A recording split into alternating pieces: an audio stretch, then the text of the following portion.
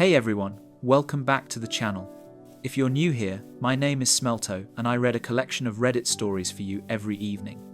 I've seen quite a few new faces in the comments telling me what time it is. So, make sure to leave a like on the video and subscribe if you are new and want to hear more Reddit stories.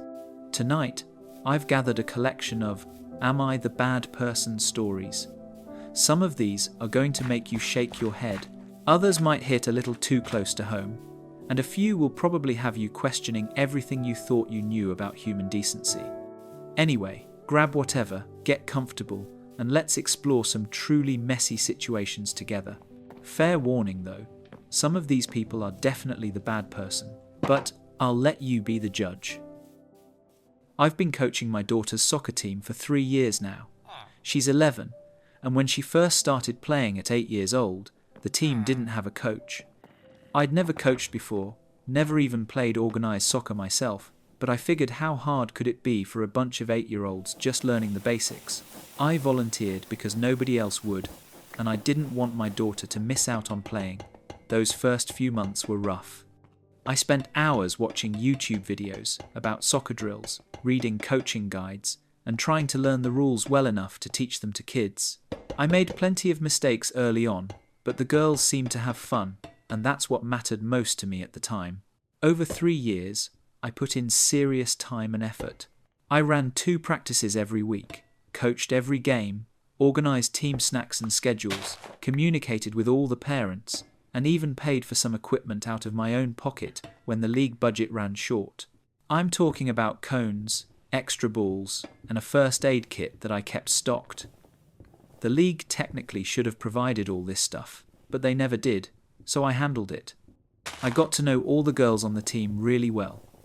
I learned their strengths, their weaknesses, which positions they preferred, who needed extra encouragement, and who responded better to direct coaching.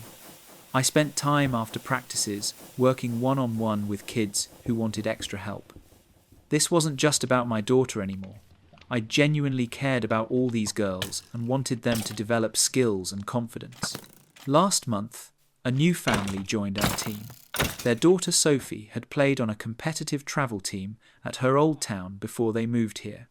Her dad, Marcus, mentioned at the first practice that he'd coached youth soccer for 5 years and had some certifications I'd never even heard of. He seemed friendly enough and offered to help out if I ever needed an assistant. I thanked him and said I'd keep that in mind. Over the next few weeks, Marcus started making suggestions during practices. At first, they were helpful observations about drills or positioning, but then he started contradicting my instructions in front of the girls. I'd tell them to set up for a drill one way, and he'd jump in saying they should actually do it differently. I'd explain a concept, and he'd add his own explanation that sometimes confused the girls because it conflicted with what I'd just said. The breaking point came during a game 3 weeks ago. I'd put Sophie on defence because we had a strong offensive team that day, but our defence was weak with 2 of our usual defenders absent. Marcus pulled me aside during halftime and said I was wasting Sophie's talents by keeping her in defence when she was clearly one of our best offensive players. I explained my reasoning about balancing the team, but he kept pushing. He said that if I really understood soccer strategy, I'd see that we needed Sophie up front. That comment bothered me because it felt like he was questioning my competence in front of other parents who could hear our conversation. After that game, Marcus sent an email to all the team parents saying he thought the team could benefit from more structured coaching and that he'd be happy to take over as head coach given his experience and certifications. He didn't copy me on the email. I only found out about it when another parent forwarded it to me asking if I was stepping down. I was furious. This guy had been with the team for less than a month, and he was already trying to push me out of a position I'd held for 3 years. I'd built this team from scratch, knew every girl personally, and had invested countless hours of my own time and money. I called Marcus and told him that what he'd done was completely inappropriate. I said that if he wanted to be involved in coaching, we could discuss him being an assistant, but that I wasn't stepping down as head coach. Marcus said he wasn't trying to force me out, but that he thought the girls deserved coaching from someone with proper training and experience. He said he'd noticed several things I was doing wrong, and that while I clearly meant well, I was holding the team back from reaching their potential. He said this in a condescending tone that made it clear he thought I was just some dad who didn't know what he was doing. I told Marcus that if he couldn't respect my authority as head coach, then he wasn't welcome to help with practices or attend games beyond being a spectator like any other parent. Marcus said I was being insecure and defensive because I knew he was right about my lack of qualifications. He said a good coach would welcome expertise and be willing to step aside for someone more qualified. He actually said that my ego was more important to me than what was best for the girls. That's when I told him he needed to stop undermining me in front of the team and the other parents, or I'd ask the league to formally ban him from team activities. Marcus laughed and said I didn't have that authority. He said he'd already talked to some other parents who agreed the team needed better coaching and that they were planning to request a coaching change through the league. Several parents did end up contacting the league, asking for Marcus to take over as coach. They cited his experience and certifications and suggested that while they appreciated my effort over the years, it was time for someone with proper training to lead the team. The league coordinator called me to discuss the situation. She said she appreciated all the work I'd done, but that if multiple parents were requesting a coaching change, they had to consider it seriously.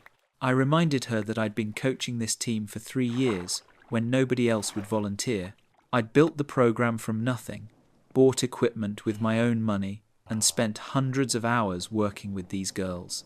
Now some guy shows up with fancy certifications, and suddenly I'm not good enough. The coordinator said it wasn't about good enough, it was about what the parents wanted and what might be best for the team's development. She said Marcus had impressive credentials and experience with competitive leagues that could really benefit the girls. I asked her if she was seriously considering replacing me after everything I'd done for this team. She said they'd have to put it to a vote among the parents. If the majority wanted a coaching change, the league would support it. The vote happened last week. Out of 12 families on the team, 7 voted for Marcus to become head coach and 5 voted for me to stay.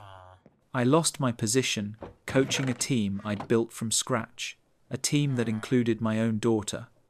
Marcus is now the head coach, and I've been told I'm welcome to stay involved as an assistant if I want. I told them, absolutely not. I'm not going to be some assistant to a guy who showed up a month ago and orchestrated a takeover of my team. My daughter is devastated.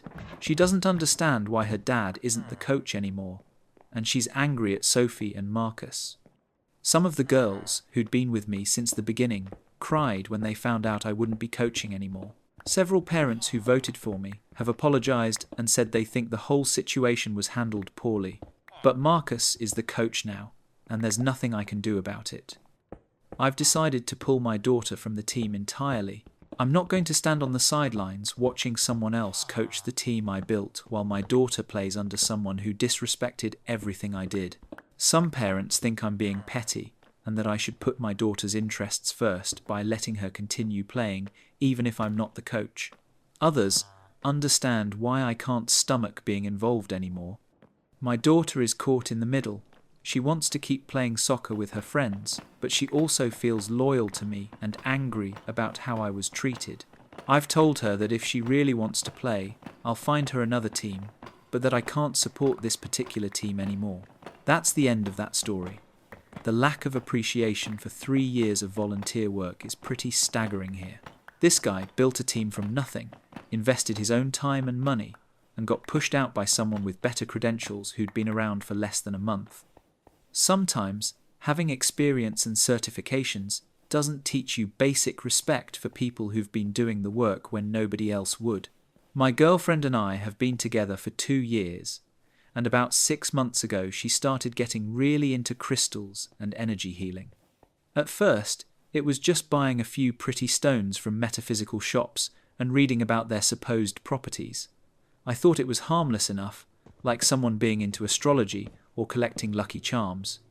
I didn't believe in any of it, But I figured if it made her happy and wasn't hurting anyone, there was no reason to make a big deal out of it. But over the past few months, it's escalated into something that's affecting our relationship and her life in ways I can't ignore anymore. She's now spending $300 to $400 a month on crystals. Not just small stones anymore, but large specimens that cost $50 to $100 each. She has them all over our apartment, arranged in specific patterns she calls grids that are supposed to attract positive energy or protect against negative influences. Our living room looks like a rock shop, and I'm constantly worried about knocking something over because some of these crystals are apparently very expensive and fragile. She's joined online communities where people trade crystals and talk about their metaphysical properties. She spends hours every evening on her phone in these groups, discussing which stones are best for manifestation or emotional healing or whatever the topic of the day is. The spending bothers me because we're supposed to be saving for a down payment on a house. We'd agreed to both put $400 a month into a joint savings account, and for the first year and a half of our relationship, we were both consistent about it. But for the past 6 months, she's been missing her contributions, or only putting in half the amount because she's been spending her extra money on crystals. When I bring this up, she says that the crystals are an investment in her spiritual health and well-being, and that being in the right energetic state will actually help us manifest the house we want faster. I've tried to explain that manifestation doesn't pay mortgages and that we need actual money saved up, but she accuses me of being closed-minded and not understanding the power of intention and energy work.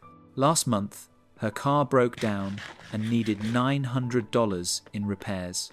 She didn't have the money because she'd spent it on crystals, so she asked if we could take it from our joint house savings. I was frustrated because this was exactly the kind of situation where having personal savings matters, but I agreed because she needed her car for work.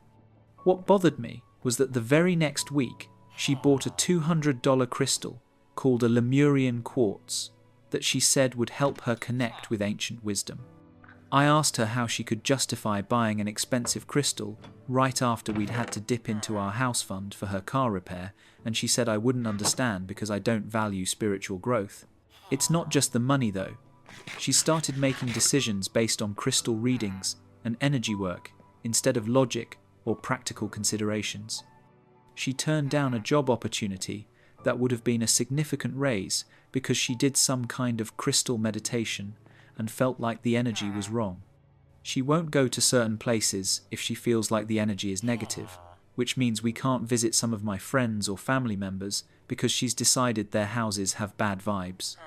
She started suggesting that my health problems, I have chronic back pain from an old injury, are actually caused by blocked energy and that I should try crystal healing instead of physical therapy.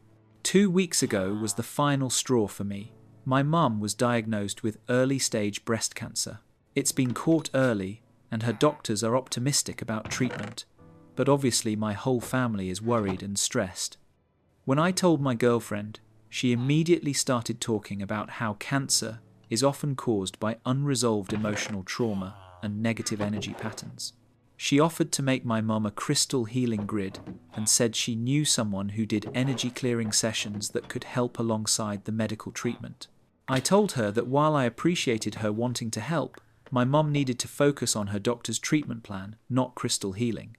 My girlfriend got upset and said I was dismissing alternative healing methods that have helped millions of people. She said that Western medicine doesn't address the energetic root causes of disease. I snapped at her. I said that crystals are rocks, that they don't have magical healing properties, and that suggesting energy work to someone with cancer instead of supporting real medical treatment was irresponsible. I told her that her crystal obsession had gone too far and was affecting her judgment about serious matters. She started crying and said I was being cruel and closed-minded. She said that just because I don't understand something doesn't mean it's not real, and that my skepticism was actually creating negative energy that was affecting both of us. She said she felt like she couldn't be herself around me anymore because I'm always judging her beliefs. We've barely spoken since that argument, She's been sleeping in the guest room and spending even more time in her online crystal communities, probably talking about her unsupportive boyfriend who doesn't respect her spiritual journey. I feel bad for how harshly I spoke to her, but I also stand by the substance of what I said.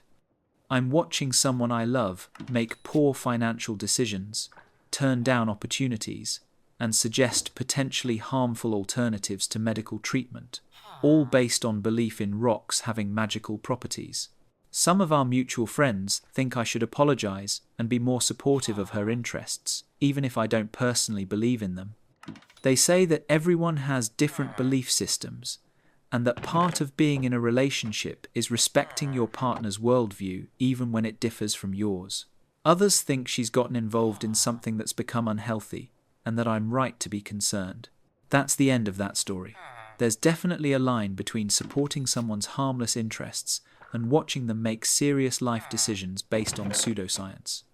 When crystal healing starts interfering with actual medical treatment and financial stability, it's gone beyond just a quirky hobby.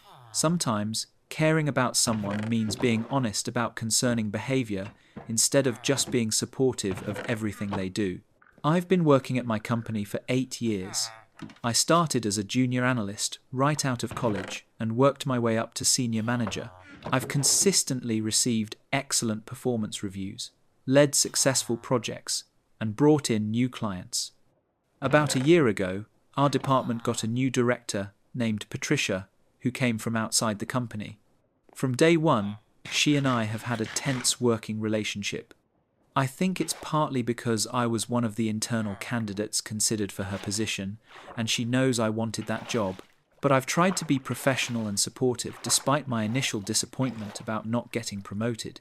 Over the past year, Patricia has been systematically undermining me.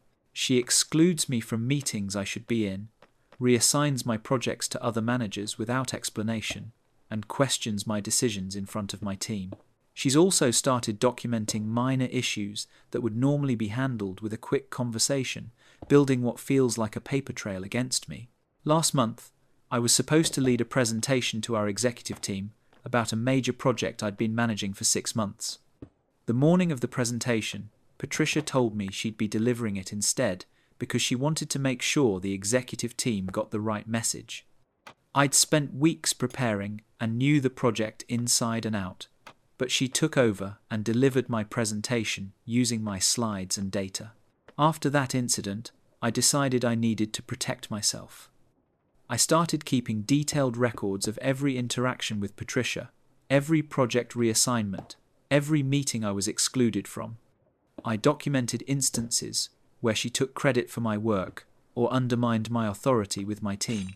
I also started quietly reaching out to other managers and directors in the company who I'd worked with successfully over the years.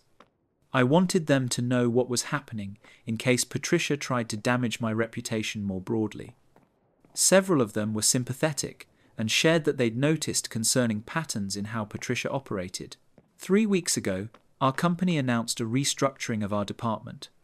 Patricia presented a new organizational chart where my position would be eliminated and my responsibilities would be divided among other managers who reported to her.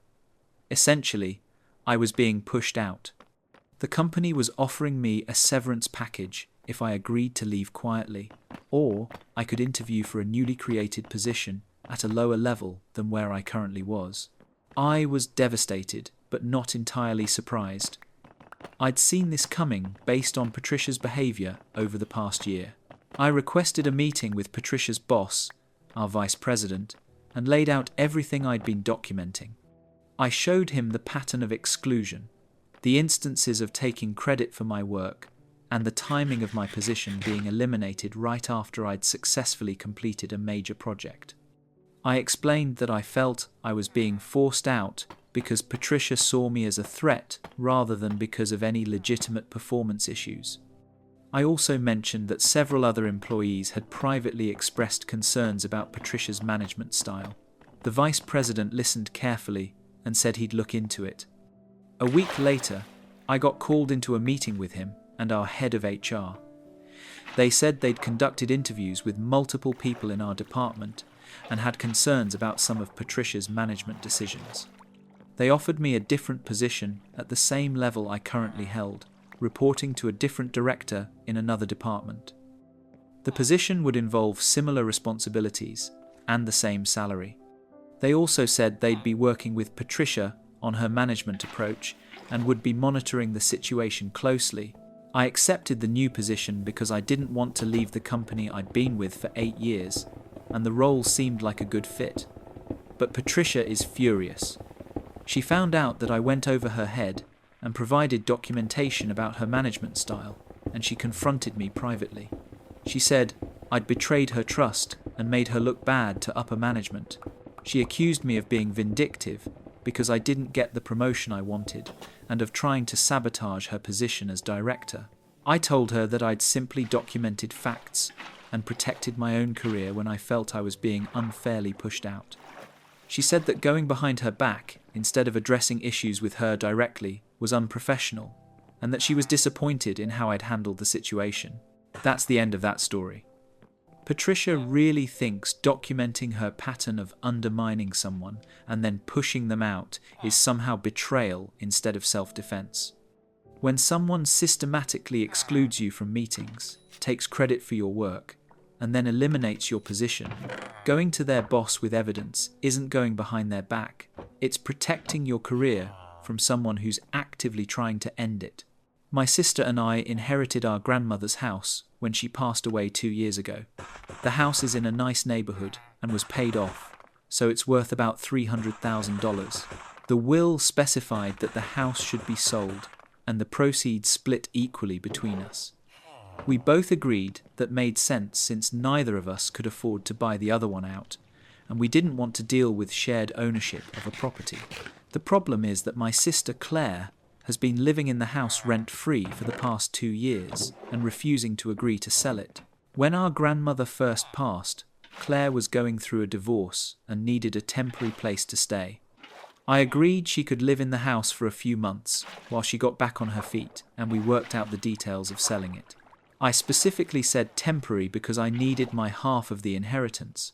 My wife and I were trying to buy our first home, and $150,000 would make a huge difference for our down payment. Claire kept saying she just needed a little more time. Her divorce was messy and expensive, and she was struggling financially. She promised she was actively looking for her own place and would be ready to move out soon so we could list the house, but months went by with no progress. Every time I brought up selling the house, Claire had a new excuse. She couldn't afford to move yet. The market wasn't good. She needed to save more money first. It was always something. A year went by, and I started getting more frustrated. My wife and I had to give up on several houses we'd wanted to make offers on because we didn't have enough for the down payment without my inheritance money.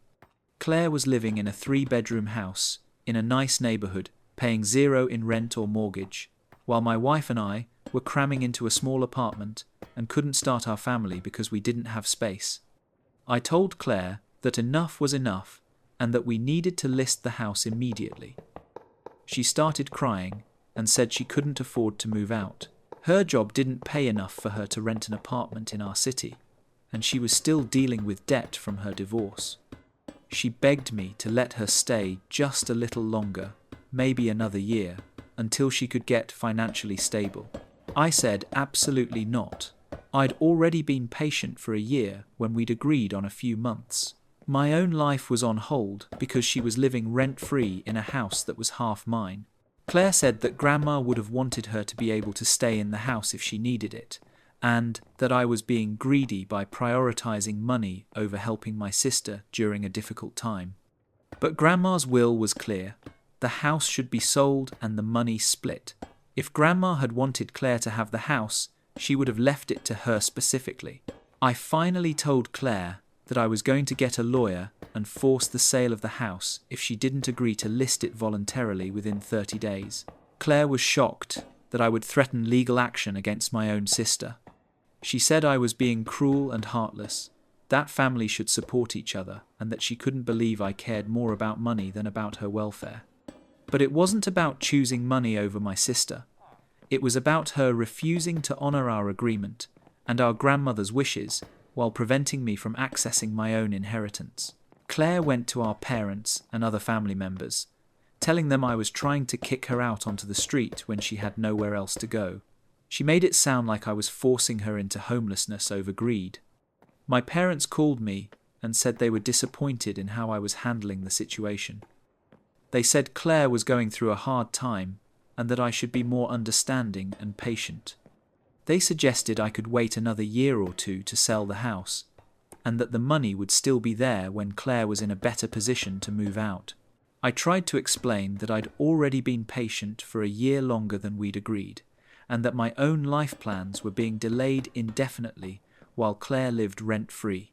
My dad said that sometimes family requires sacrifice, and that I should remember Claire would do the same for me if our situations were reversed. But I don't think she would.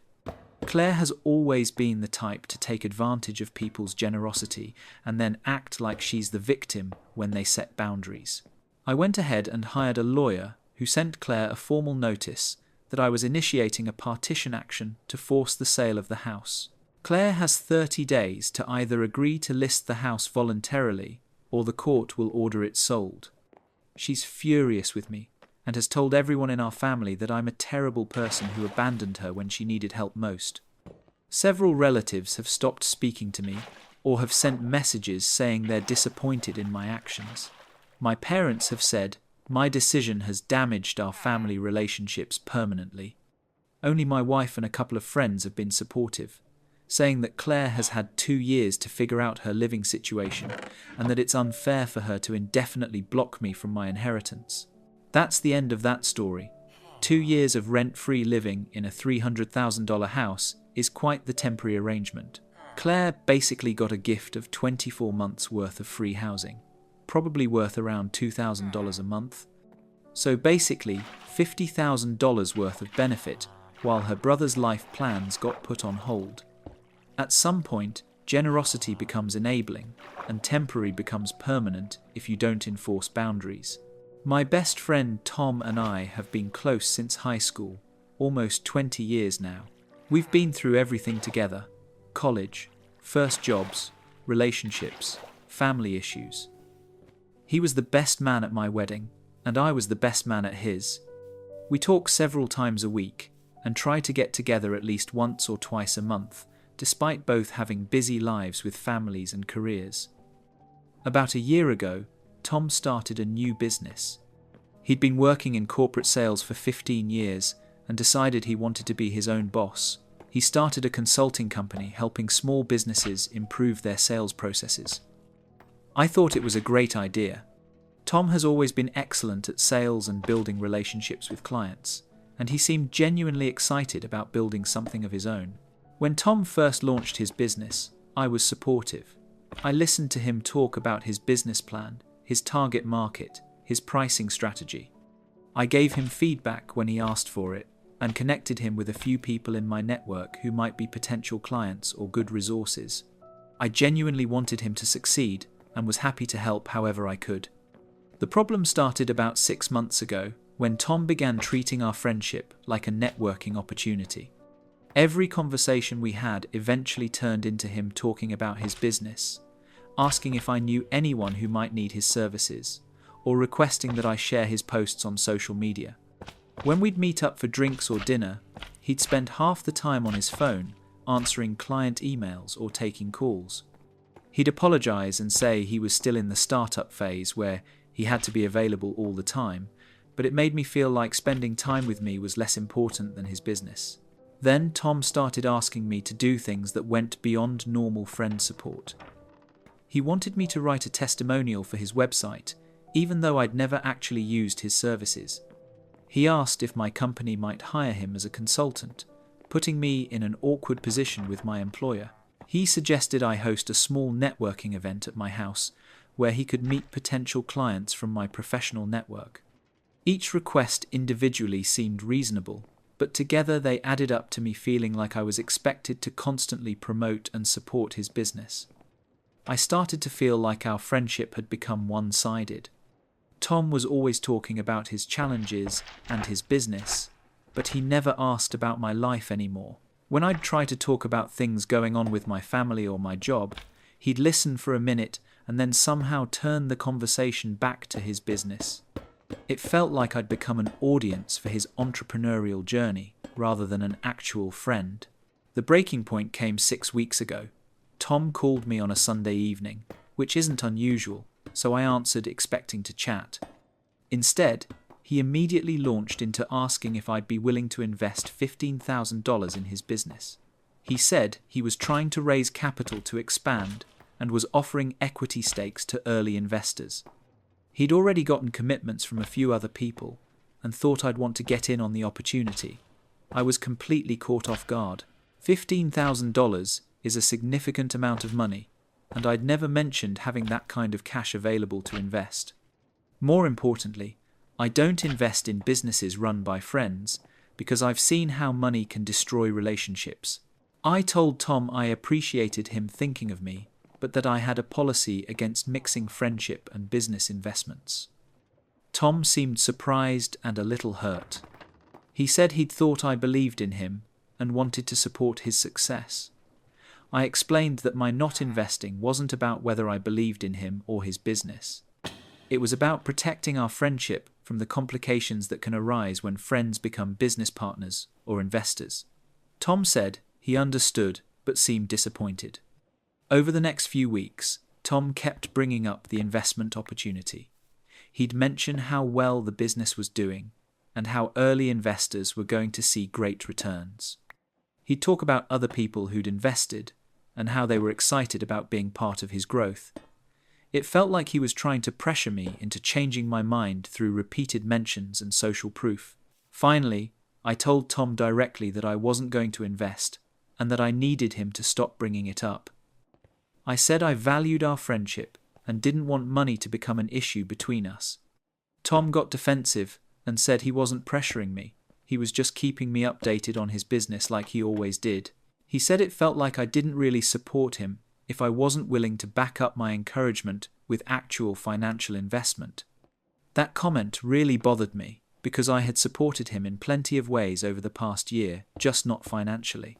I told Tom that I'd been feeling like our friendship had become all about his business for months. I said I missed having conversations about other things and spending time together without it turning into networking or business talk. I said I wanted my friend back, not a business associate who was constantly in sales mode. Tom got angry and said I was being unsupportive during the most important time in his professional life. He said that real friends show up when things matter most, and that my refusal to invest and my complaints about him talking about his business showed that I wasn't really in his corner. He said he was disappointed in me and needed to focus on people who actually believed in what he was building. We haven't talked much since that conversation. Tom has stopped calling me regularly, and when I've reached out, his responses have been short and distant. I can see from social media that he's spending time with other people from his professional network, probably the ones who did invest in his business. I miss my friend, but I also don't regret setting boundaries about the investment or being honest about how our friendship had changed. Some people think I should have just invested the money if I had it available, saying that supporting your friend's dreams sometimes requires taking financial risks. Others think Tom crossed a line by mixing friendship and business, and that I was right to protect both the friendship and my finances by saying no. That's the end of that story. Tom really thought 20 years of friendship meant he was entitled to a $15,000 investment and unlimited free marketing services. When every interaction becomes a business opportunity and personal conversations disappear, that's not friendship anymore. It's a one-sided professional relationship where one person extracts value and the other provides it. I teach high school English, and every year I assign a major research paper that's worth 30% of the semester grade.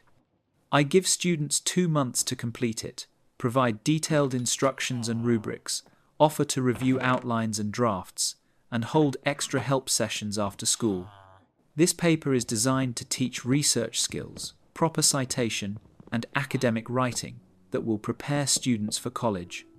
I make it very clear from day one that this assignment is a significant part of their grade and that they need to manage their time appropriately. This year, I had a student named Jason in my junior English class who seemed bright and capable, but consistently procrastinated on assignments. I'd reminded him multiple times throughout the 2-month period to work on his research paper. I'd checked in with him about his topic, asked about his progress, and encouraged him to come to after-school help sessions if he needed support. Jason always said he was working on it and that everything was under control. 2 days before the paper was due, Jason came to me in a panic. He said he'd been dealing with family issues and hadn't been able to work on the paper as much as he'd planned. He asked if he could have an extension of 1 week. I asked what kind of family issues he was dealing with, not to be nosy, but because our school has policies about extensions for legitimate emergencies. Jason was vague and just said things at home were stressful, but wouldn't provide specifics. I told Jason that I couldn't grant an extension without documentation of an emergency situation. I reminded him that he'd had 2 months to complete the paper and that I'd offered support throughout that time, which he hadn't taken advantage of. I said he needed to submit whatever he had completed by the original deadline. Jason submitted a paper that was clearly rushed and incomplete. It was only 4 pages when the assignment required 8 to 10 pages. His citations were a mess, and the argument wasn't well developed. He earned a D on the paper, which significantly impacted his overall grade for the semester. His parents immediately contacted me and the principal, saying I'd been unfair and inflexible. They said Jason had been dealing with anxiety and family stress, and that a good teacher would have been more understanding and accommodating. They claimed I'd set Jason up to fail by not granting the extension he'd requested. I explained to the parents and principal that Jason had been given 2 months for the assignment, had been offered support multiple times, and had never communicated any issues until 2 days before the deadline. I said that part of teaching high school students is preparing them for college and the working world, where deadlines matter and you can't always get extensions just because you procrastinated. The principal supported my decision, but Jason's parents have filed a formal complaint claiming I showed a lack of compassion and failed to accommodate their son's mental health needs. They've been posting on social media about how the school doesn't care about student well-being and only cares about rigid policies. That's the end of that story. The expectation that teachers should grant last-minute extensions for undocumented stress when a student has had 2 months and multiple offers of support is basically asking educators to enable poor time management. Teaching kids that deadlines are flexible and that last-minute panic always results in accommodations doesn't prepare them for reality. It sets them up for failure later when professors and employers won't be as forgiving. My husband James and I have been married for 6 years and we have a 3-year-old daughter. James is a wonderful father and partner in most ways. He's involved with our daughter, splits household chores fairly, and we generally have a good relationship. The issue is that James has absolutely no sense of what things cost or how much money we actually have. He comes from a wealthy family and grew up never having to think about budgets or financial constraints. His parents paid for his college, bought him a car, and gave him money whenever he needed it. Even after we got married, his parents have continued to be very generous, paying for vacations, giving us expensive gifts, and offering to help with any major expenses.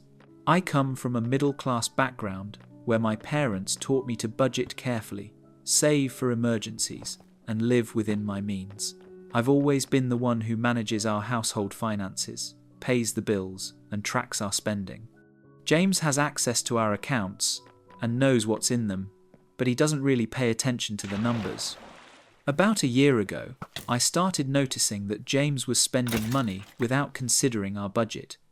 He'd go out with friends and spend $200 on dinner and drinks without thinking about it. He'd buy expensive gifts for people on a whim. He'd decide we needed to renovate part of the house and start getting quotes without discussing whether we could afford it.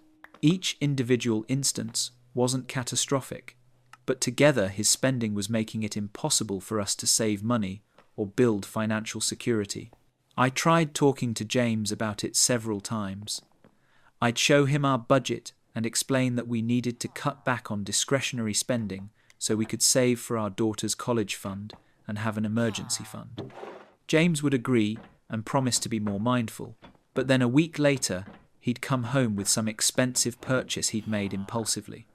It became clear that James fundamentally didn't understand the difference between having money in the bank account and having money available to spend after accounting for bills, savings goals, and future expenses. 3 months ago, I made a drastic decision. I opened a separate checking account and started depositing my entire paycheck into it. I calculated what we needed for household expenses, bills, and savings, and I transferred exactly that amount into our joint account each month.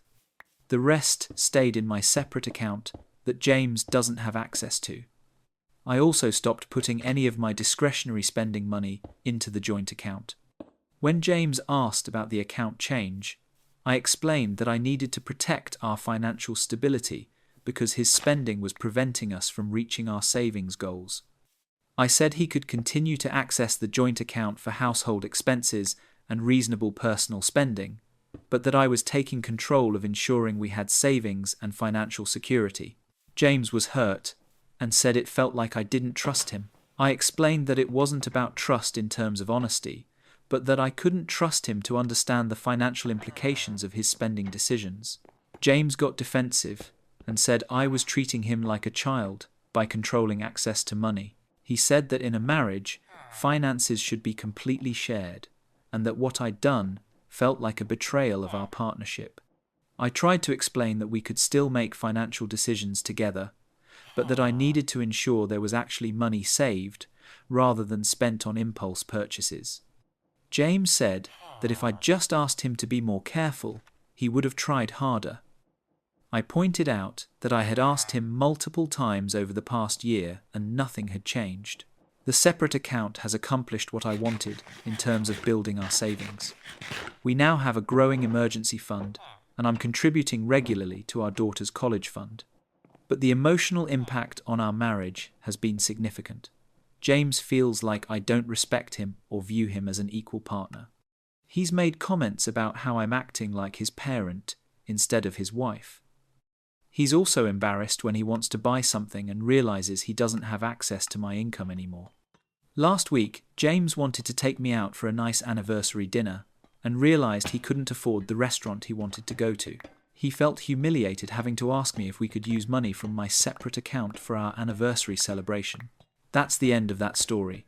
There's something really difficult about being married to someone who grew up with so much financial privilege that they never learned the connection between spending and consequences. When one partner's inability to grasp budgeting threatens the family's financial security, protecting those finances isn't being controlling, it's being responsible. Though the emotional cost to the marriage might end up being higher than any amount saved. My brother David died in a car accident 8 months ago. He was 34, married, and had 2 young kids, ages 6 and 4. The whole family has been devastated by his death, especially since it was so sudden and unexpected. David was driving home from work when someone ran a red light and hit his car. He died at the scene. In the immediate aftermath of David's death, everyone rallied around his widow, my sister-in-law Michelle, and the kids. People brought meals, helped with childcare, took care of household tasks, and just tried to be present for whatever they needed. I took 2 weeks off work to help Michelle with funeral arrangements, notifications to various institutions, and just being there for emotional support. As the months have passed, most people have returned to their normal lives. That's natural and expected. People have their own families and responsibilities, and they can't maintain that intense level of support indefinitely. But I've noticed that Michelle is really struggling, more than I think most people realize. She's trying to work full-time, take care of 2 grieving children, manage all the household responsibilities David used to share, and process her own grief. She's exhausted and overwhelmed, and I can see her barely holding it together. I've been trying to help out regularly. I pick up the kids from school twice a week and watch them for a few hours so Michelle can have some time to herself or catch up on things. I bring dinner over once a week. I help with yard work and household repairs that David would have handled. I text Michelle regularly to check in and make sure she's okay. But here's my dilemma. Helping Michelle and the kids has started to impact my own life significantly. I'm married with 2 kids of my own, ages 8 and 10. Between my job, my own family responsibilities, and the time I'm spending helping Michelle, I'm stretched incredibly thin. My wife has been understanding, but I can tell she's getting frustrated that I'm spending so much time and energy on my brother's family. Last week, we had a serious conversation about it. My wife said she appreciates that I want to help Michelle, but that I need to find a better balance. She pointed out that I've missed several of our own kids' activities because I was helping Michelle with something. She said our marriage is starting to feel strained because I'm always tired and stressed, and when I do have free time, I'm often spending it with Michelle's family instead of my own. That's the end of that story. The impossible position of wanting to honor your deceased brother by supporting his family, while also not neglecting your own family, is just heartbreaking. There's no right answer for how much helping is enough, or when supporting someone else's family starts damaging your own. Grief doesn't follow a timeline, and neither does the practical reality that Michelle needs ongoing help that nobody seems able to sustainably provide. I've been living with my roommate Kyle for 14 months now, and I'm at my breaking point over his complete lack of consideration for shared spaces. When we first moved in together, Kyle seemed like a decent guy. We'd met through a mutual friend who vouched for him being a good roommate. The rent was affordable if we split it, and the apartment was in a great location near both our jobs. For the first month or 2, everything seemed fine, but gradually I started noticing patterns that have now become unbearable. Kyle leaves dirty dishes in the sink for days, sometimes over a week. I'm not talking about a single plate or cup. I'm talking about stacks of dishes with dried food crusted on them, creating smells and attracting bugs. Our kitchen has had a fruit fly problem for 6 months because Kyle leaves food waste sitting around. He'll make dinner, leave all the prep dishes and cooking pans in the sink, eat his meal, and then leave that plate and silverware in the sink too. Then he'll just start using new dishes the next day instead of cleaning what's already dirty. I've talked to him about it multiple times. The first few times, I tried to be nice and casual about it, saying something like, "Hey man, would you mind doing your dishes soon? We're running out of clean ones." Kyle would always say, "Oh yeah, sure, I'll get to them tonight." But then he wouldn't. After this happened repeatedly, I started being more direct. I told him that leaving dishes for days was creating unsanitary conditions, and that we needed to establish a rule about cleaning up within 24 hours of using dishes. Kyle agreed, but didn't change his behavior at all. The dishes aren't even the worst part. Kyle has a habit of leaving his belongings all over our shared living spaces. His shoes are scattered by the front door, his jacket is always thrown over the back of the couch, his mail and random papers cover the coffee table, and his gym bag sits in the middle of the living room floor for days at a time. I've tripped over his stuff multiple times, and it makes our apartment look like a disaster zone. When I bring this up, Kyle says he's just busy and forgets to put things away. He acts like I'm being uptight for wanting our common areas to be reasonably organized. He's made comments about how I'm too much of a neat freak and that I need to relax about little things. But these aren't little things to me. I work long hours, and when I come home, I want to be able to relax in a clean, organized space. Instead, I'm constantly cleaning up after Kyle just to make our apartment livable. 3 months ago, I decided to stop doing any cleaning that related to Kyle's mess. I only washed my own dishes, only cleaned up my own belongings, and stopped tidying the shared spaces beyond what was necessary for my own use. I wanted to see if Kyle would notice and start taking responsibility for his own mess. The apartment became disgusting. Dishes piled up in the sink until there were literally none left clean. Kyle started eating takeout every day and throwing the containers in an overflowing trash can that he never emptied. The living room became so cluttered with his stuff that there was barely a clear path to walk through. After 3 weeks of this, I couldn't take it anymore. I had friends planning to visit, and I was embarrassed by the state of our apartment. I spent an entire Saturday cleaning everything, doing all of Kyle's accumulated dishes, taking out weeks of trash, organizing the living room, and making the place look presentable again. When Kyle got home and saw the clean apartment, he actually thanked me for cleaning. He didn't apologize for letting things get so bad or acknowledge that it had been his mess. He just said, "Thanks for tidying up. The place looks great." I was furious. I told him that I wasn't his maid and that I'd only cleaned because I had guests coming.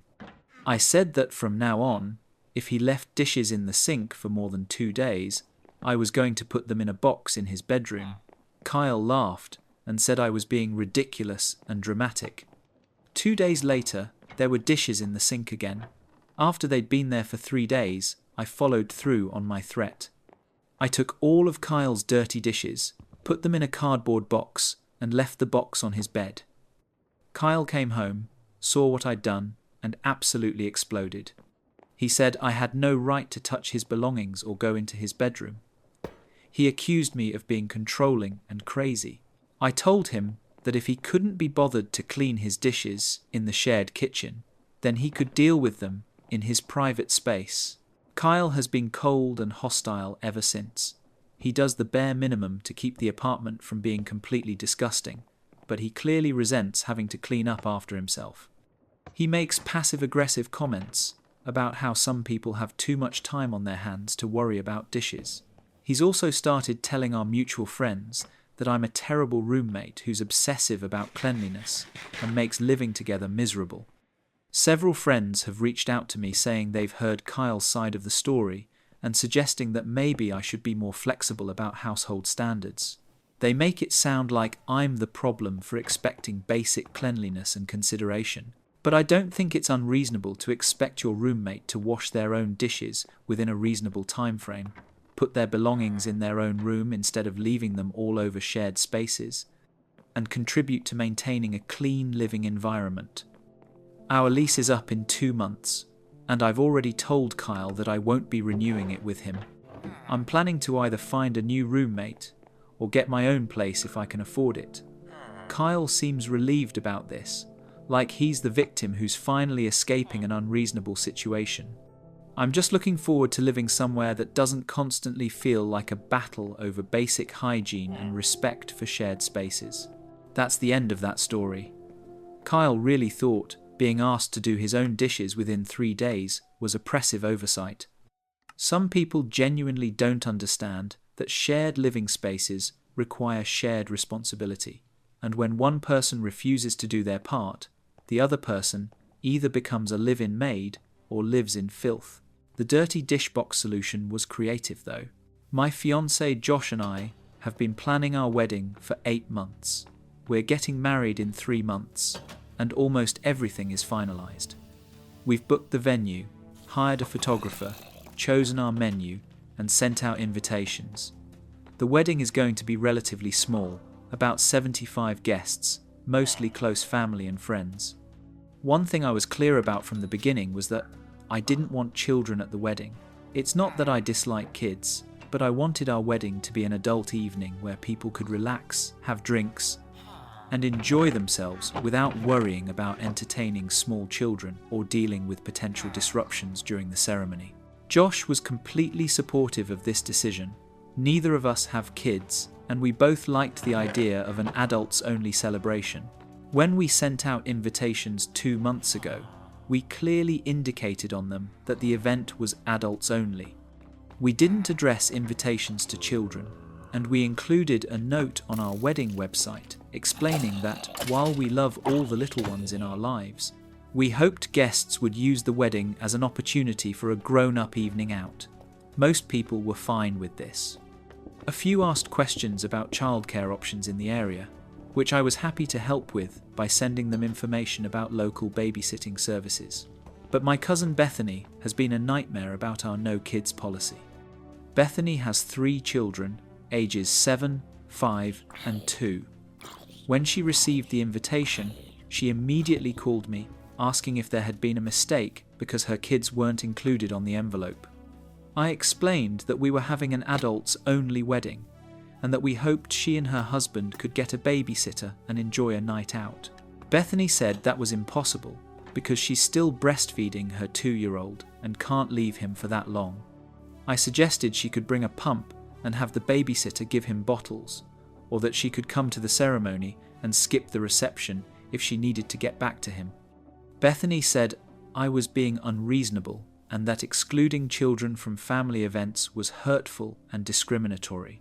Over the next several weeks, Bethany kept bringing up the issue. She'd text me articles about how child-free weddings are a controversial trend that makes parents feel excluded. She'd send me messages saying her kids were asking why they couldn't come to Auntie's wedding and that she didn't know how to explain it to them. She started posting on social media about how some people forget that families include children and that excluding kids from celebrations sends a message that they're not valued. I tried to stay firm but polite. I explained that this was our wedding and we got to decide how we wanted to celebrate it. I said that having an adults-only event wasn't about not valuing children, it was about creating a specific atmosphere for our celebration. I reminded Bethany that she'd been to other adults-only events before and that this wasn't some radical new concept I'd invented. Bethany said those other events were different because they weren't family occasions. She said that a wedding is specifically about family coming together, and that excluding children from family events is wrong. Last month, Bethany announced that if her children couldn't come to the wedding, then she and her husband wouldn't be attending either. She said it wasn't fair to expect her to arrange childcare for an entire evening just because I wanted to have a kid-free party. She made it sound like I was forcing her to choose between her children and attending my wedding. I told Bethany that I'd be sad if she missed the wedding, but that I understood if she couldn't make arrangements for childcare. I said the invitation stood for her and her husband if they changed their minds, but that the no children policy wasn't going to change. Bethany got angry and accused me of not caring about family. She said that her children are part of our family and that deliberately excluding them showed that I didn't value my relationship with them or with her. She said she was hurt and disappointed in the person I'd become. My aunt, Bethany's mother, called me last week to try to mediate. She said that Bethany feels very strongly about this, and that maybe I could make an exception for family members' children, even if I didn't want to invite every child who was related to our guests. She pointed out that Bethany's kids are my second cousins, and that they should be included in important family events. I explained to my aunt that if I made an exception for Bethany's 3 kids, I'd have to make exceptions for other family members' children too. Josh has 2 siblings with kids, and my other cousins have children as well. If we started making exceptions, we'd end up with 15 to 20 kids at the wedding, which completely defeats the purpose of having an adults-only event. My aunt said that sometimes keeping peace in the family is more important than having everything exactly the way you want it on your wedding day. She suggested that maybe I was being a bit inflexible and that compromising on this issue would show maturity and consideration for family relationships. But this is my wedding. Josh and I are paying for it ourselves, and we get to decide what kind of celebration we want to have. We've been thoughtful about our budget and our guest list, and an adults-only wedding is what we both want. I don't think that makes us selfish or inconsiderate. Bethany has now told multiple family members that she's not attending the wedding because I'm excluding her children. She's framed it as me being the bad guy who forced her to miss her cousin's wedding. Several relatives have reached out to say they think I should reconsider the no children policy, or at least make an exception for close family. They act like I'm creating unnecessary family drama over something that shouldn't be a big deal. But from my perspective, Bethany is the one creating drama by refusing to respect our wishes for our own wedding and by trying to pressure me into changing our plans through family guilt trips. That's the end of that story. Bethany really thought her inability to find a babysitter should override someone else's wedding plans.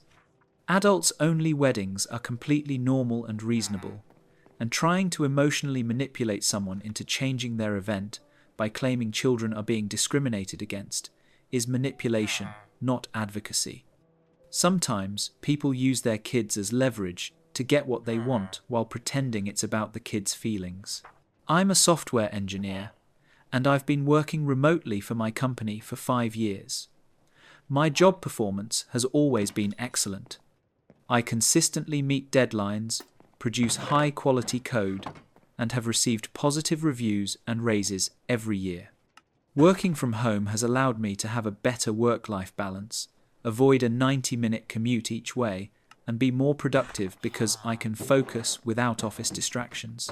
6 months ago, our company hired a new vice president of engineering named Richard.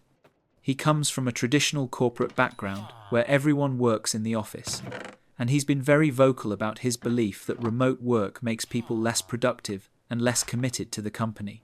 In his first all-hands meeting, Richard said he believed the best work happens when teams are physically together, and that he was concerned about the remote work culture that had developed at our company. At first, I didn't think much of it, because I figured my track record would speak for itself. But over the past few months, Richard has been systematically pushing for remote workers to return to the office.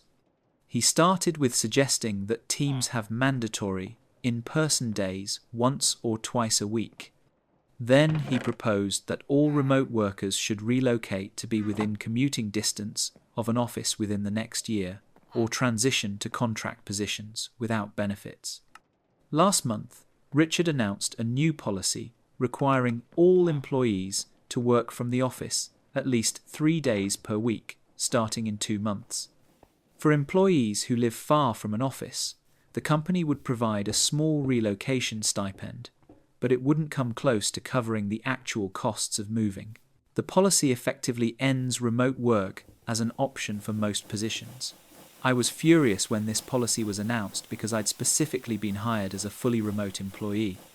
My offer letter and employment contract both state that my position is remote, with no expectation of office attendance.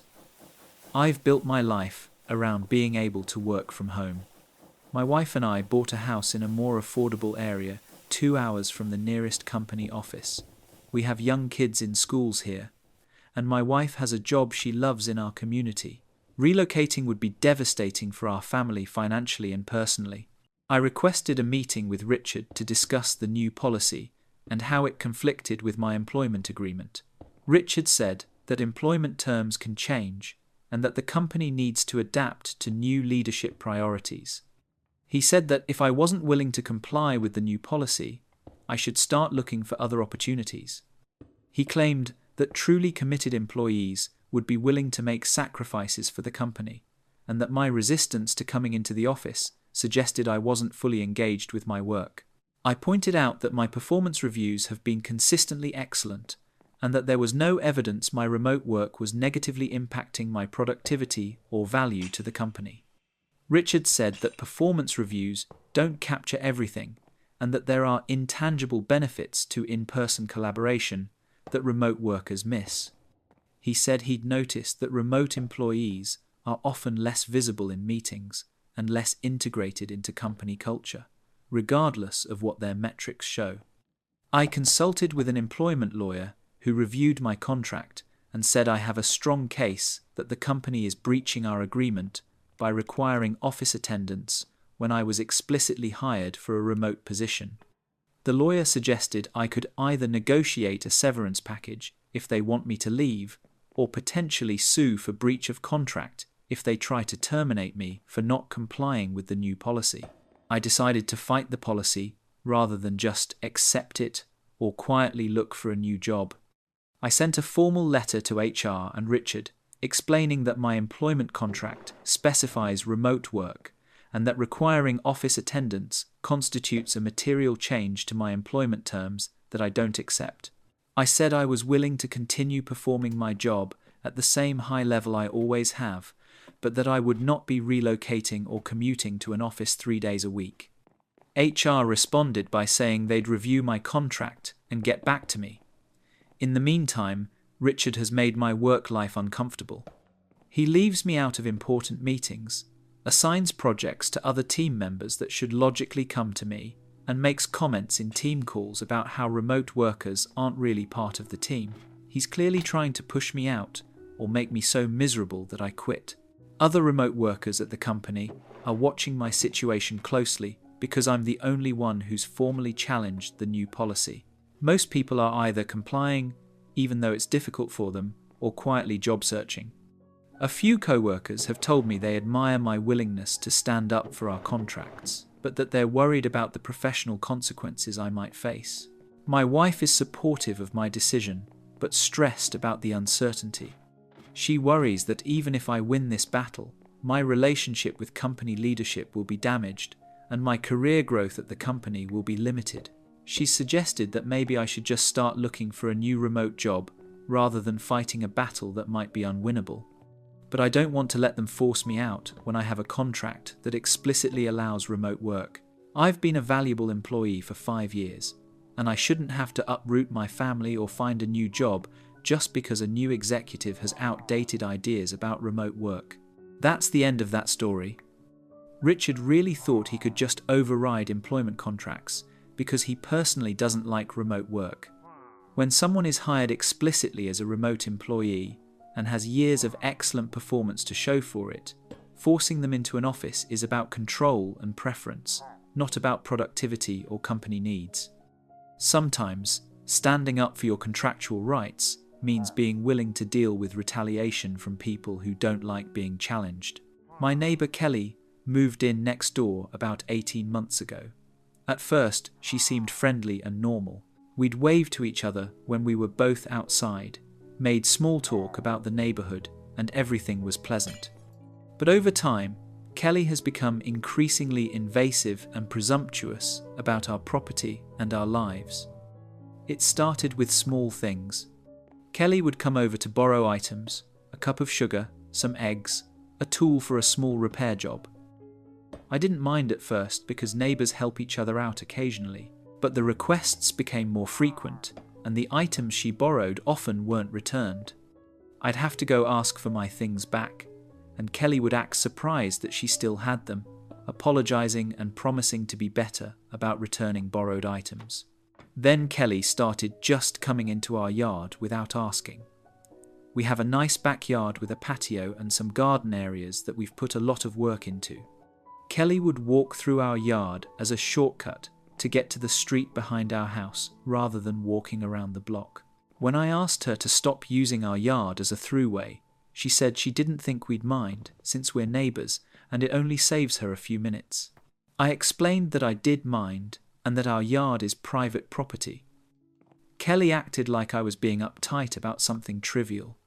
The situation escalated when Kelly started letting her dog, a large golden retriever, into our backyard to use the bathroom. I discovered this when I found dog waste in our yard multiple times and eventually saw Kelly opening our back gate and letting her dog in while she waited on the sidewalk. I immediately confronted her and said she absolutely cannot let her dog into our yard without permission. Kelly said she'd been doing it for weeks and thought it was fine since we don't have a dog ourselves and weren't using that part of the yard. She acted like she was doing us a favour by giving her dog a bigger space to use the bathroom than her own small yard provided. I told Kelly, in very clear terms, that she was not to enter our property or allow her dog onto our property for any reason without explicit permission. Kelly seemed annoyed, but agreed. For a few weeks, things were quiet. Then, I came home from work one day to find Kelly in our backyard using our patio furniture. She was sitting in one of our chairs, reading a book, and had a drink on our patio table. When I asked what she was doing, she said her air conditioning was broken and it was cooler in our shaded backyard than in her house. She said she'd knocked on our door but nobody was home, so she just came around back to cool off for a bit. I was absolutely floored by her entitlement. I told Kelly that she couldn't just make herself at home in our yard when we weren't there, and that her air conditioning problem didn't give her permission to trespass on our property. Kelly got defensive and said she was just sitting outside, not hurting anything. She said that neighbors should be able to rely on each other, and that my hostile attitude was making the neighborhood less friendly. After that incident, I had a privacy fence installed around our backyard. It was expensive, about $4,000, but I wanted a clear physical barrier that would prevent Kelly from just wandering into our yard. Kelly was upset about the fence and actually came over to complain that it blocked her view and made the neighborhood feel less open and community-oriented. She suggested that maybe I could have just installed a shorter fence that she could still see over, or left one section without a fence so there was still a sense of connection between our properties. I told Kelly that the entire reason for the fence was to establish a clear boundary between our properties, because she'd repeatedly demonstrated that she didn't respect our space without one. Kelly has been cold to me ever since. She makes passive-aggressive comments about how some people are unfriendly and don't understand what it means to be a good neighbor. She's complained to other neighbors about my fence and about how I'm stuck up and unwelcoming. Several neighbors have mentioned to me that Kelly has been telling people I overreacted to small issues and that the fence is an ugly addition to the neighborhood that makes everyone's property values go down. I don't regret installing the fence, but I hate that Kelly has poisoned my reputation with other neighbors by making me seem like the bad guy. From my perspective, I set reasonable boundaries after she repeatedly violated our privacy and used our property without permission. From Kelly's perspective, I'm an unfriendly neighbor who made a big deal out of nothing and installed an expensive fence out of spite. A few neighbors have been supportive and said they understood why I felt the fence was necessary, but others seem to believe Kelly's version of events and have become noticeably cooler toward me. The neighborhood dynamic has definitely changed, and I feel less comfortable in my own community than I did before Kelly moved in. That's the end of that story. Kelly literally let her dog poop in someone's yard without permission and made herself at home on their patio when they weren't there, but somehow the person who installed a fence is the bad guy. Some people are so entitled to other people's spaces that they genuinely can't comprehend why boundaries exist. The $4,000 fence tax for having an invasive neighbor is steep, though. My ex-girlfriend Emma and I dated for 3 years before breaking up 8 months ago. The breakup was difficult, but necessary. We'd grown apart, wanted different things from life, and were making each other unhappy by staying together. We tried to end things amicably, agreeing we'd both move on and wish each other well. For the first few months after the breakup, Emma seemed to respect our separation. We had minimal contact, just occasionally liking each other's social media posts or exchanging brief friendly messages on holidays. I started dating again and eventually met someone new, a woman named Ava who I've been seeing for 3 months. Things with Ava are going really well. We have great chemistry, similar values, and we're both excited about where the relationship might go. The problem is that Emma has suddenly become very present in my life again, in ways that feel deliberate and intrusive. It started when she began commenting on all my social media posts, not just liking them, but leaving long comments about memories we shared or inside jokes from our relationship.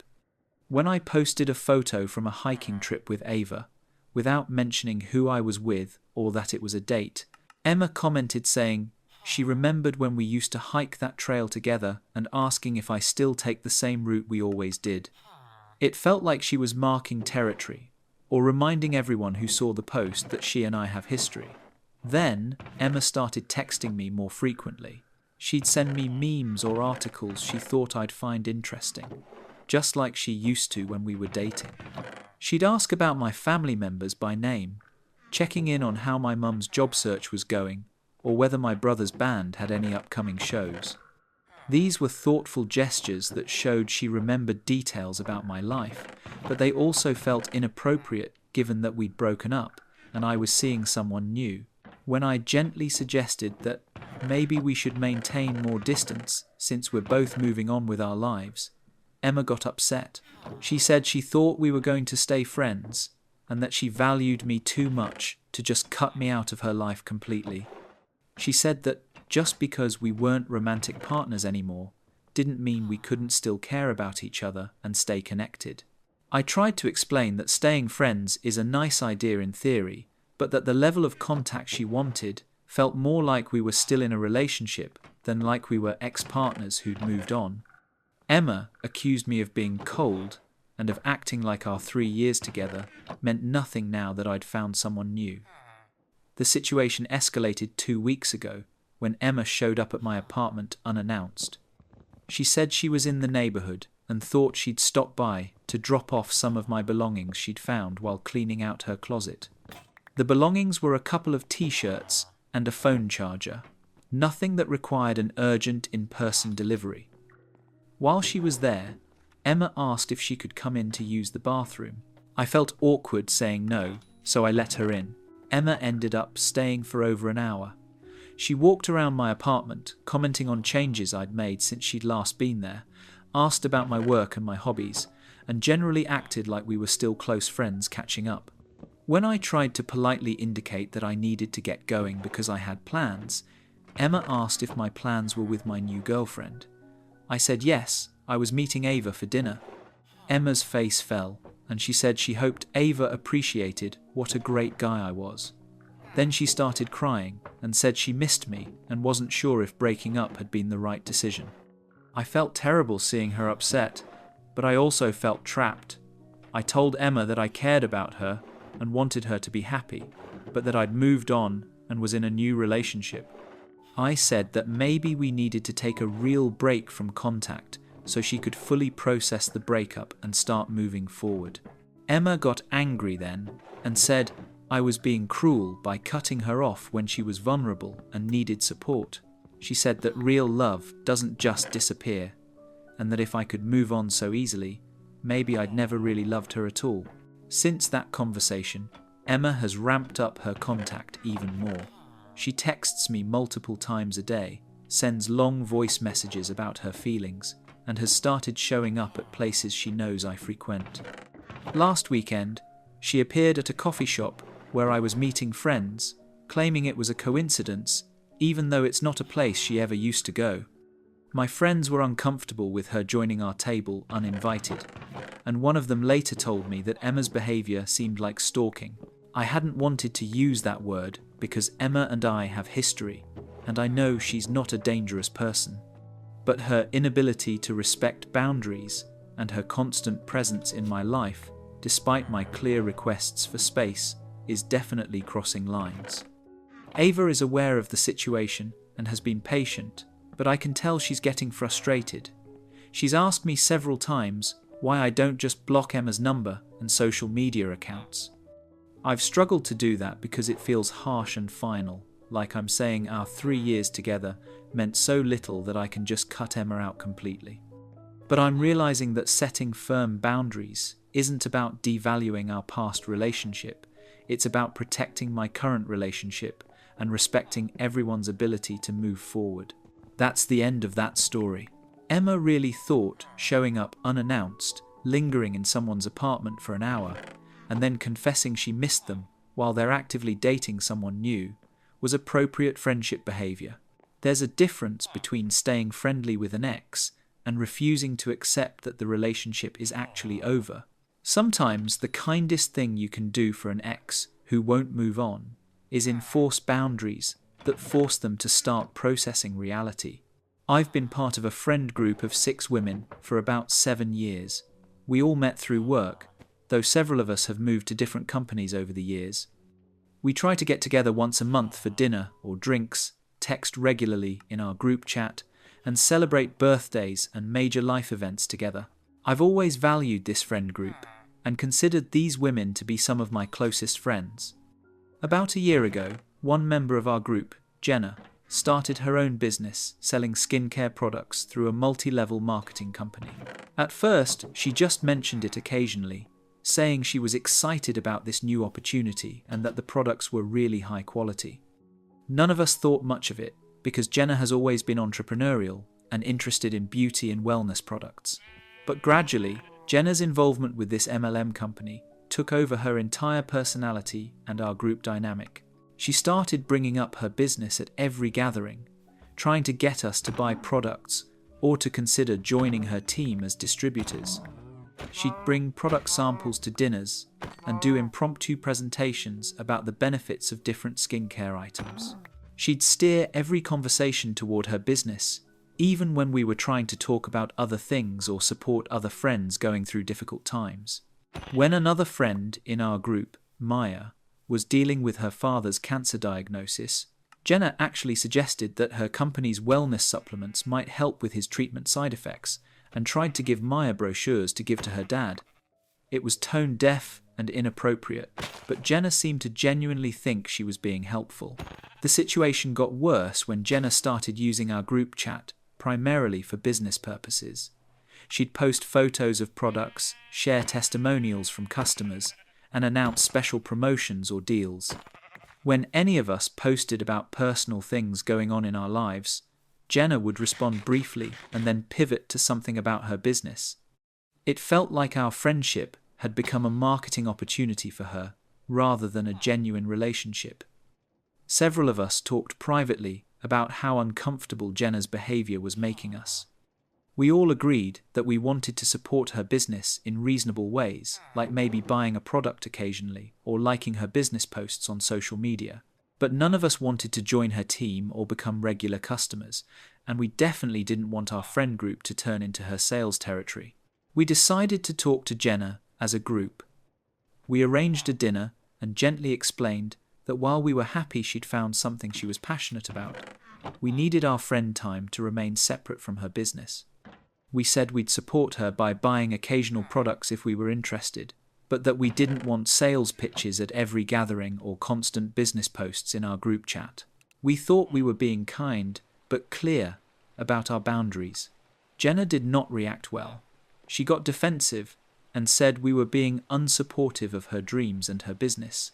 She said that real friends would want to help her succeed, and that buying her products or joining her team should be a natural extension of our friendship. She accused us of not taking her seriously as a businesswoman and said that if the situation were reversed, she'd absolutely support any of us in our professional endeavors. We tried to explain that there's a difference between supporting a friend's career and being recruited into a business opportunity we're not interested in. But Jenna kept insisting that we were drawing arbitrary lines and that our refusal to engage with her business showed we didn't really care about her success or happiness. The conversation ended badly, with Jenna saying she was disappointed in all of us and needed to think about whether friendships that didn't include mutual support were worth maintaining.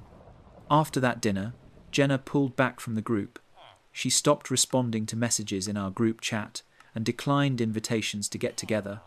When we'd reach out individually, she'd be polite but distant. It became clear that she'd decided we weren't real friends because we wouldn't buy her products or join her MLM team. A few months later, Jenna started posting on social media about how she'd learned who her real friends were and how starting her business had shown her that some people only support you when it's convenient for them. She was clearly subtweeting about our friend group, and several mutual acquaintances reached out to ask what had happened between us. Some of them suggested that maybe we should have been more supportive of Jenna's business. They said that buying some skincare products to help out a friend wasn't too much to ask. But it wasn't just about buying products. It was about Jenna expecting us to become her sales force, to recruit other people to buy from her, to let our friendship become secondary to her business goals. Our friend group feels broken now. The 5 of us still get together without Jenna, but it's not the same. We miss her and the dynamic we used to have. But we also don't regret setting boundaries about not wanting our friendship to become a business transaction. That's the end of that story. Jenna really thought real friendship means pressuring people to buy stuff they don't want or join a business opportunity they're not interested in.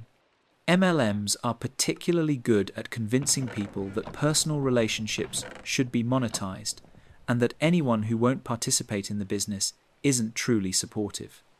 Sometimes, losing friends who can't see you as anything other than potential customers is actually a relief disguised as loss. My parents have been asking me to watch my younger brother on weekends for the past 5 months. My brother Tyler is 16, and has some behavioral issues and learning disabilities that make him challenging to care for.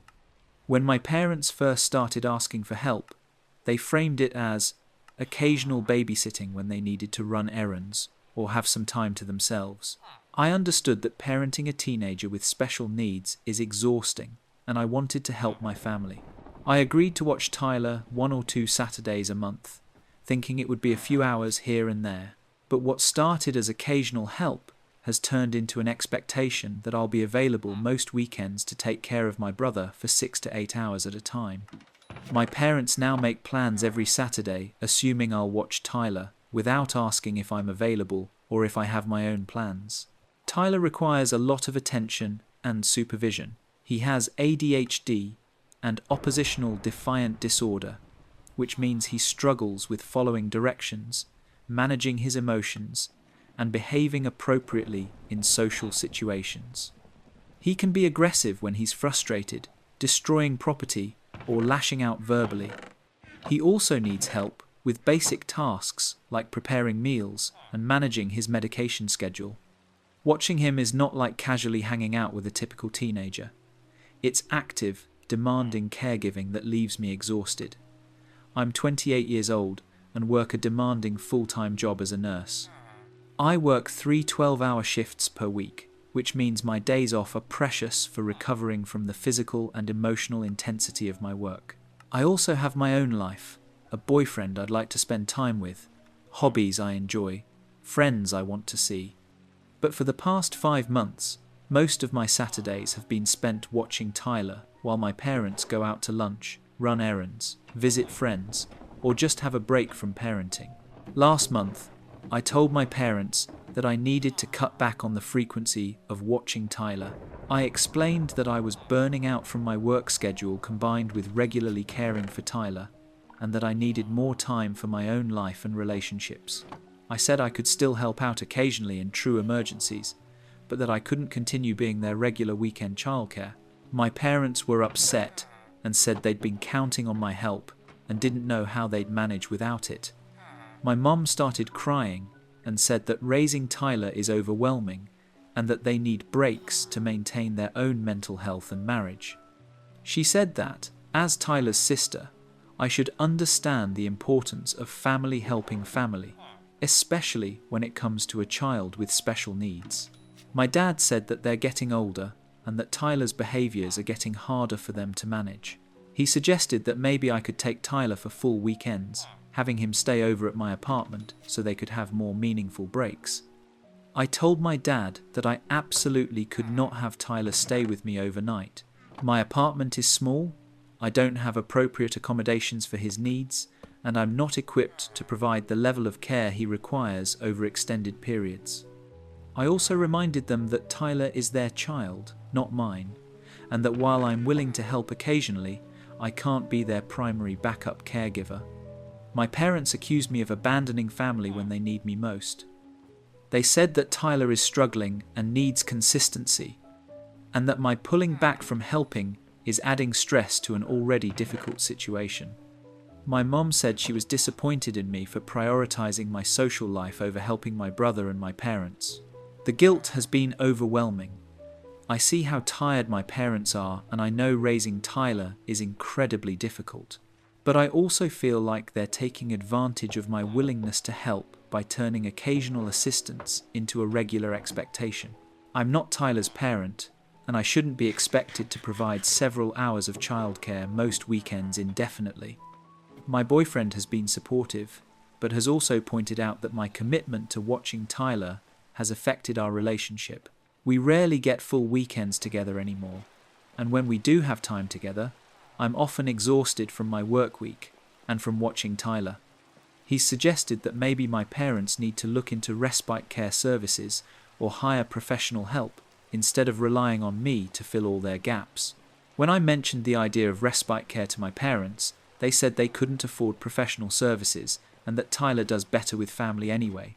They made it sound like I was suggesting they abandon their son to strangers instead of finding appropriate support services. My mum said that when she was my age, she would have done anything to help her family without complaint, and that my generation doesn't understand sacrifice and family obligation the way hers did. I'm stuck feeling like I'm letting my parents and brother down, while also knowing that I can't continue sacrificing my own well-being and life to provide free childcare indefinitely. The situation has created tension in my family, with my parents barely speaking to me beyond guilt-laden texts about how difficult things are without my help. That's the end of that story. The parents really decided their daughter's entire life should revolve around providing free care for her brother with special needs, without considering that she might have her own life and limitations. When occasional help becomes mandatory weekly childcare without compensation or even basic gratitude, that's not family helping family anymore. That's exploitation disguised as obligation. Professional respite care exists for exactly these situations, but it's easier to guilt an adult daughter than to spend money on appropriate services. And that brings us to the end of tonight's collection of stories. I hope these gave you something to think about as you wind down. Whether you're questioning your own boundaries, or just grateful that your family drama is relatively normal by comparison, these situations really highlight how complicated relationships can get when expectations don't match reality, and how sometimes being the bad person in someone else's story is actually the right choice for your own well-being. Sleep well and remember that setting boundaries doesn't make you selfish. It makes you human. I'll be back tomorrow with more stories, so make sure to subscribe and like the video, and I'll see you soon. Take care.